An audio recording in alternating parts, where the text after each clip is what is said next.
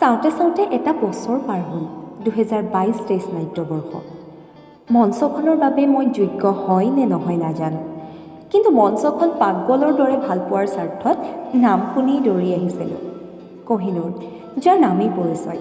কহিনুৰৰ দৰে আগশাৰীৰ ভ্ৰাম্যমাণ নাট্যদলৰ অংশ হোৱাটো সকলোৰে বাবে সৌভাগ্যৰ কথা।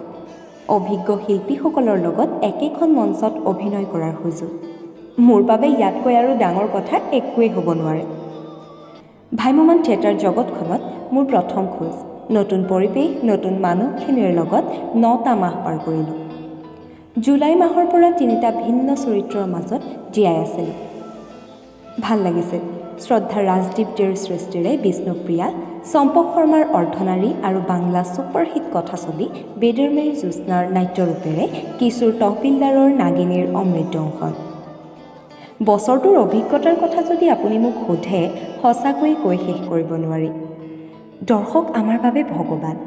এই যে অসমৰ ইমূৰৰ পৰা সিমূৰলৈ লগ পোৱা ব্যক্তিসকল, থাকি অহা ঘৰখন, আপোনালোকৰ পৰা পোৱা মৰমবোৰ সঁচাকৈয়ে নিভাঁজ।